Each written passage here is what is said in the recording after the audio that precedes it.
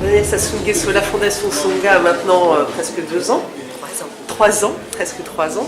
Alors dites-nous un petit peu les avancées et les projets qui vous tiennent à cœur et dont vous pouvez aujourd'hui parler et communiquer librement.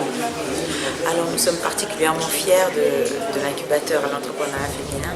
Ça y est, on a lancé la seconde session. Et le premier retour que nous avons de la première session d'incubateur, vous savez, vous avez eu l'opportunité de rencontrer 2 de nos jeunes dames lors de votre passage sur Abidjan en Côte d'Ivoire. Nous sommes fiers parce que véritablement, lorsqu'on observe leur travail, leurs avancées, les réalités terrain, on se rend compte que nous avons fortement contribué à ce qu'elles prennent conscience du formidable potentiel qu'elles avaient, qui était déjà en elles, mais elles avaient du mal à l'exploiter.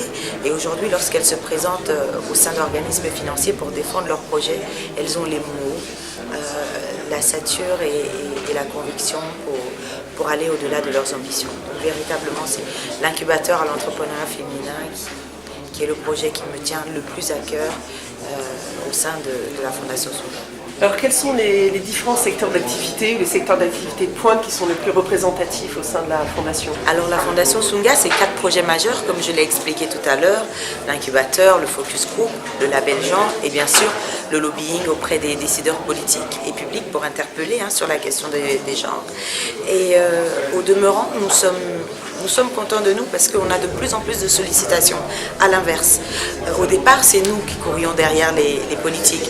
Et aujourd'hui, ce sont eux qui viennent nous voir pour nous demander comment faire pour asseoir de véritables politiques publiques qui permettraient d'intégrer davantage de femmes au sein des institutions.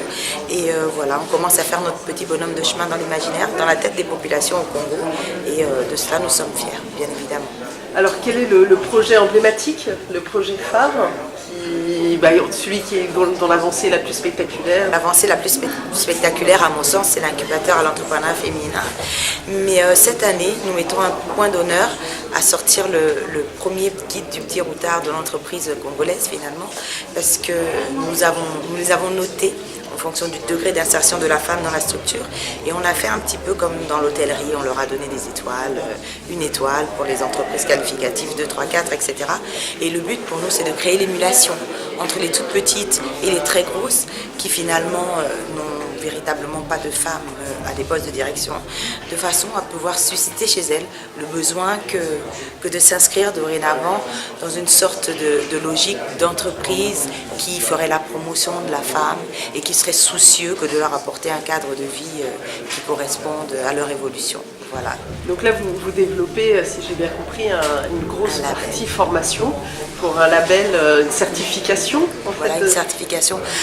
Pour l'instant, disons qu'il n'y a pas de caractère coercitif. On compte véritablement sur l'adhésion des différents directeurs de ressources humaines pour qu'ils adhèrent au projet. Nous ne nous intéressons aucunement à l'aspect financier de l'entreprise. Ça, on tient à leur dire dès le départ, sinon ils ne jouent pas le jeu et ils n'y arriveront pas.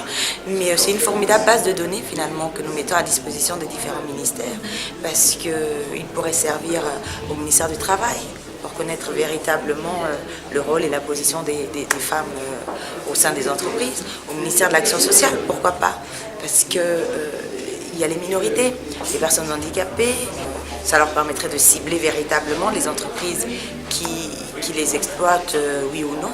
Il y a le ministère de la promotion de la femme aussi, qui aurait véritablement à gagner de cet état des lieux qu'on pourrait mettre à leur disposition. Finalement, c'est un projet qui pourrait satisfaire un bon nombre de parties prenantes. Et on espère véritablement qu'on pourra aller au bout de cette initiative cette année 2018 et ressortir comme ça une sorte de guide du parcours de l'entreprise qui saurait s'inscrire dans une dynamique de promotion de la femme. C'est une très jolie idée. Vous aviez une autre idée, c'était en commun avec nous, c'était de créer un forum de la femme lors de la journée de la femme en mars 2019. Alors on en est où sur cette idée? Est-ce que c'est juste une idée ou est-ce qu'elle est en train de germer et donner naissance à un vrai projet? Alors on a regardé un petit peu les forums qui se faisaient dans la sous-région en amont et il y a un forum qui a pas mal fait parler de lui ces dernières années qui promeut l'éducation de la jeune fille. Et nous l'avons attendu, on l'a attendu sur le Congo devait être l'étape suivante après la RDC pour ensuite être dirigé vers le Sénégal, mais je crois que les différentes activités au sein de la région Afrique centrale n'ont pas permis C'est le forum dirigé par Madame Yamina Benguigui, je ne sais pas si vous en avez entendu parler. Et puis on a eu une très belle proposition du NAB que de pouvoir justement, pourquoi pas, se diriger après la Côte d'Ivoire sur le Congo pour l'année 2019. Effectivement, ce sera avec une très grande joie que nous pourrions travailler en collaboration.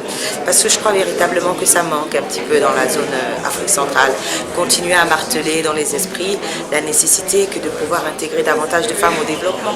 Il faudrait que les différentes politiques publiques, les institutions présentes puissent véritablement se rendre compte que tant qu'on ne donnera pas davantage de place à la femme, finalement, l'utopie que d'atteindre une émergence en 2025, etc., tout ça restera dans des beaux livres, des sortes de rêves. Il faut davantage intégrer la femme au développement et nous comptons sur des organismes tels que vous, pourquoi pas, pour nous accompagner à véritablement nous asseoir. En conclusion, au-delà de ces mesures, il est important de renforcer également la formation et les capacités des jeunes filles et des femmes, parce que la participation à la vie politique est un processus censitaire. Posséder ce sens du savoir, de savoir-être, de savoir-faire, et lorsque les femmes se seront emparées de la nécessité de prendre leur destin en main, et qu'un ensemble de mesures adéquates auront bien entendu été élaborées, alors seulement nous pourrons avancer vers une parité femmes-hommes en politique. Plus que tout autre domaine, je pense que la politique a une valeur symbolique forte, capable d'impacter de façon durable les inégalités de genre, parce que cela aura pour impact que de susciter une évolution de l'égalité femmes-hommes, notamment dans les domaines de l'activité sociale. Et c'est à cette ambition que travaille la Fondation Sondel. Je vous remercie.